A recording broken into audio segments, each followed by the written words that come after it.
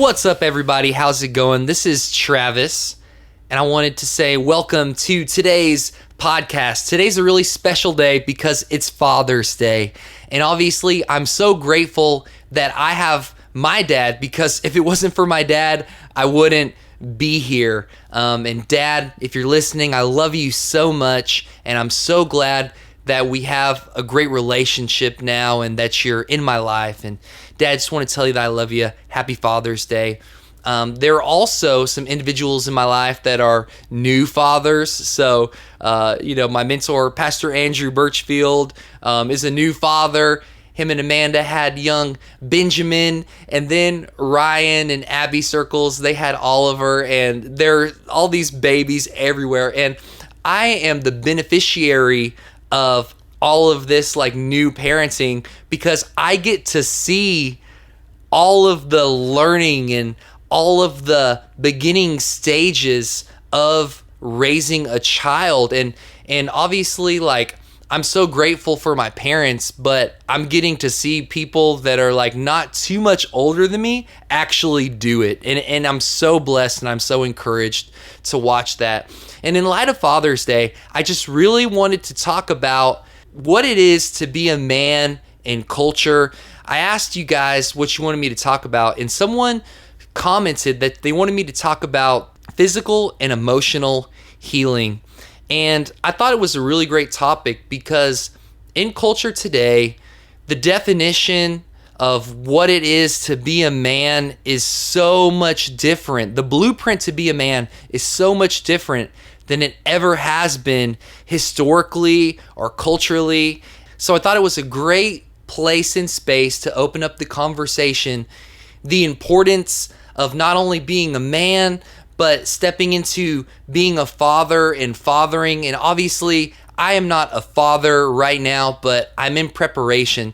And these are just some of my thoughts that I think I have a little bit of experience because obviously, I have a dad, and I got to kind of see what he did and how he did things and some of his hang-ups. And you can kind of hear it from the horse's mouth on my experience with my earthly dad, and how the Lord was able to come in, and God is so good like that. But as men, we go into parenting and we're so young and we have zero experience.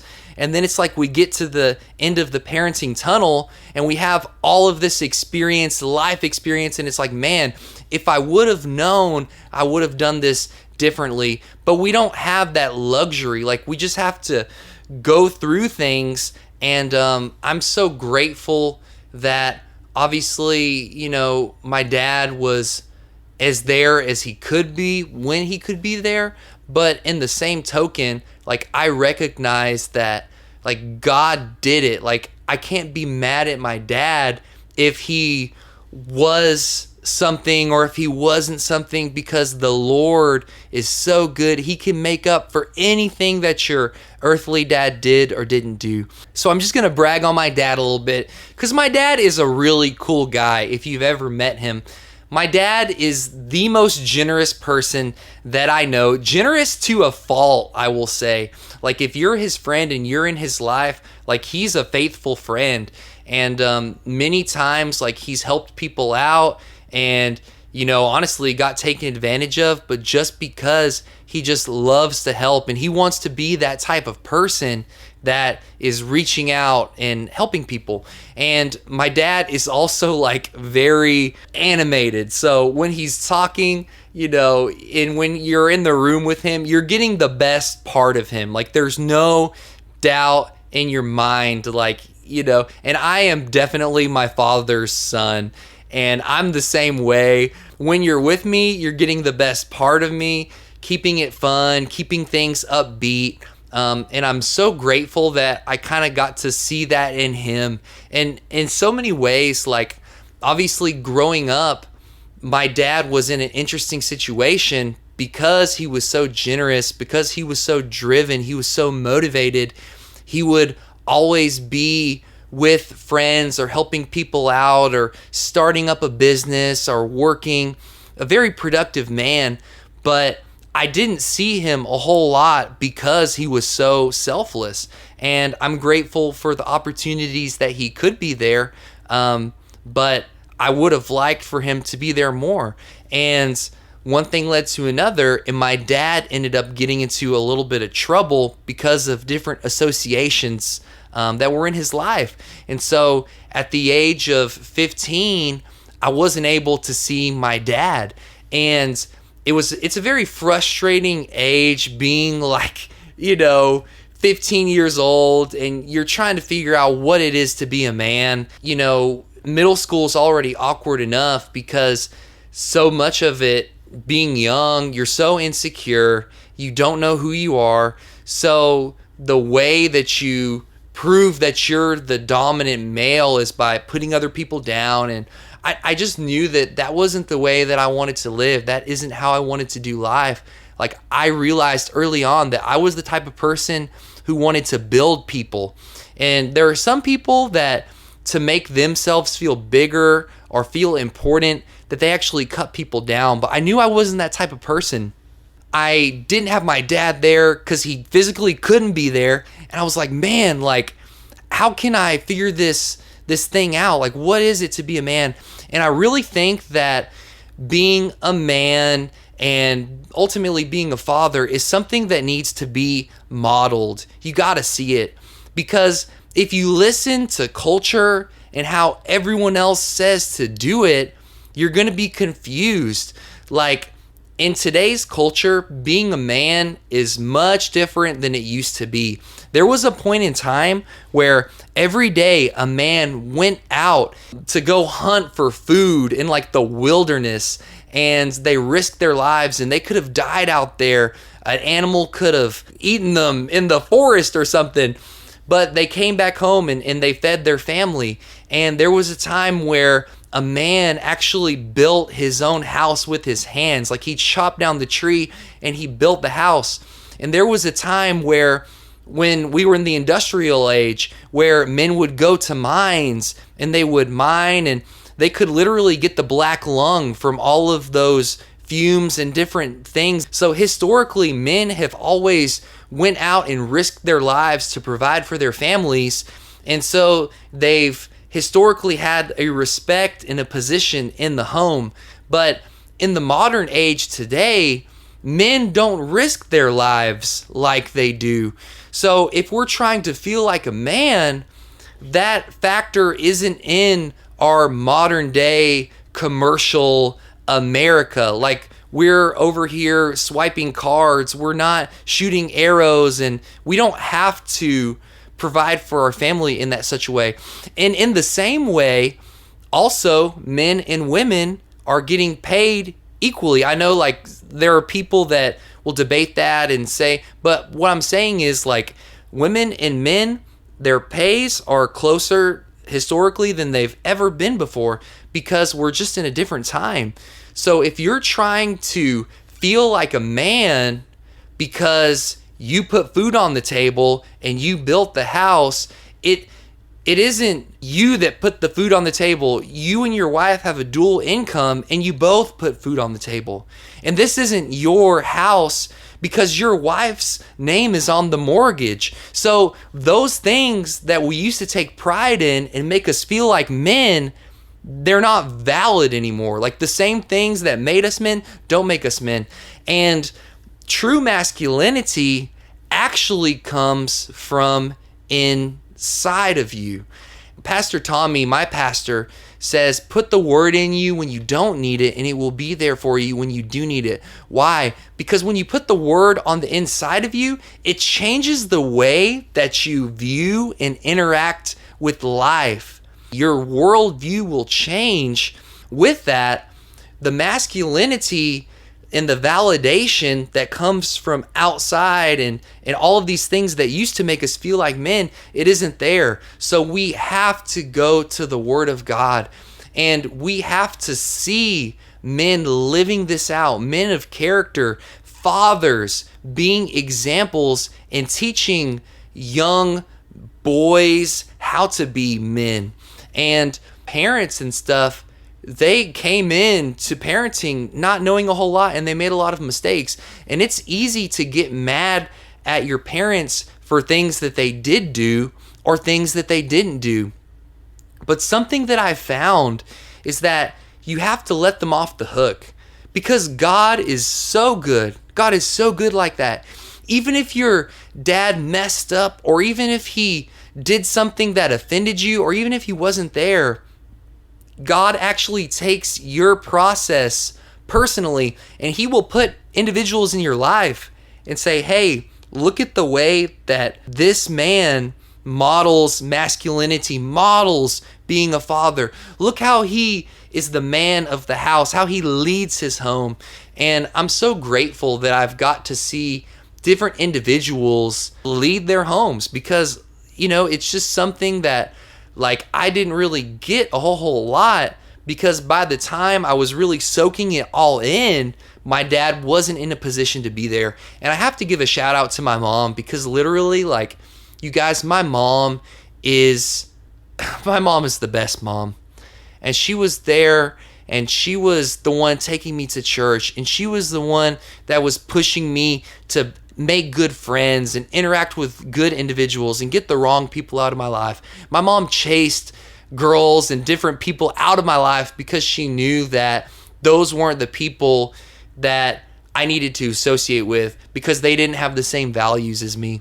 And I'm so grateful for all of the different men who have modeled what it is to be a man, who have modeled what being a father is.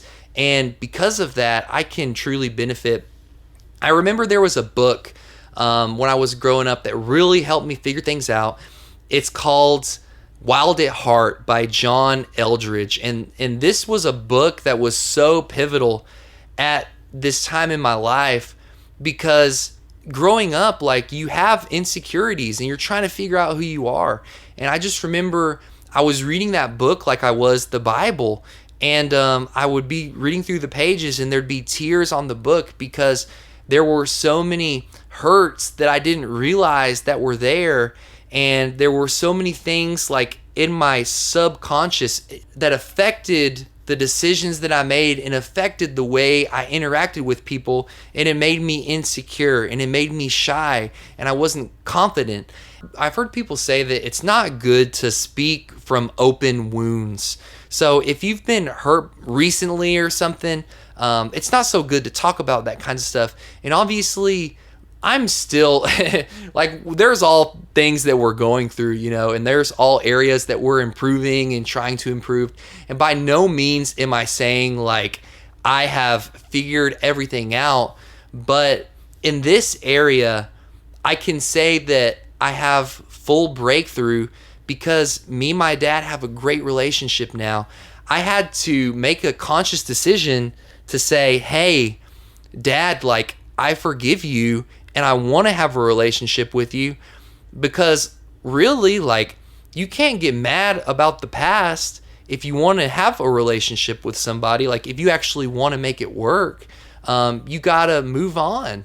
And in that same way, I think it's so valuable for young people to make a transition, especially as you become like a young adult. Like, your parents go from being this parental authority that's, God ordained and in your life, and they speak into your life, and it's like the voice of God. But as you start to get older, you realize that your values are a little bit different, and you might even see, like, some character things in your parents that you never saw before, just because you're interacting with so many people and so many different parents and seeing the way other people lead their families. You have to make a conscious decision, like, hey, I want to be your friend. Like, I want to have a relationship with you. I want to, like, talk with you and see how your day's going, and not just call you when my truck's broken down, but, like, actually work at this relationship, because we work at all the other relationships we want to have in life, and I think it's so valuable to make that transition, and obviously, like, where hurt and offenses, it's easy to be like, man, I'm hurt because my parents did this. And hey, listen, like, if your parents messed up, don't worry. God is there for you. Like, he sees everything. if you feel, like you want to blame your parents, like, don't, because anything that they might have missed, the Lord can make up for it. As long as you're teachable, as long as you're not getting puffed up with pride or letting insecurities like run your life and run your interactions with different people. But I'm so grateful that now me and my dad's relationship is great, and I'm able to see the person that he is and appreciate who he is and not get mad that I wanted more of him. Just like my dad is a great guy. When you're with him, you get his best. But he just can't be there all the time, and he couldn't be there all the time because of different circumstances, and I'm not going to hold that against him. But I just want you to know, like, this is from a place of healing. I so love my dad, and I just wanted to talk about, the different pressures and the different things that, men run into, because ultimately men, they start out as boys, and then they become adolescents trying to figure things out. And then we become men, but we're like still young on the inside, but we're in this like burly, manly body. You know what I'm saying? We're just trying to figure out this thing because in our heads, we feel so young. I talked to my uncle one time, and I'm so grateful for my uncle. Like, my uncle was there to affirm me, tell me that he loved me, and that was the person that really spoke into my life in my adolescence when I was 15, and I'm so grateful that he was in my life. And I asked him, like, Uncle Mitchell, because he was like 60 at the time, I said, do you feel like a man? Like, do you feel? And he's like, well, I kind of feel like I'm 18 in my mind, but my body just feels different, so like the same mind that you have when you're 18, I mean, obviously, like, you're going to learn and grow and find out all sorts of new things. But, like, your personality and, like, the way that you're wired, I mean, like, in some ways, we're going to be young, we're going to have that same, like, thought process or pattern when we're older as well. So I just want to have that conversation. Happy Father's Day. Thanks for all the dads that are doing it. This is going to be more of like a rough, unedited-ish podcast. I'm going to edit it a little bit, but I just thought it would be fun to just talk from this place of healing, talk about what it is to be a man and culture and all that good stuff. But thank you guys for listening to the podcast. Hope you enjoy it. Thanks for listening, and I'll see you real soon.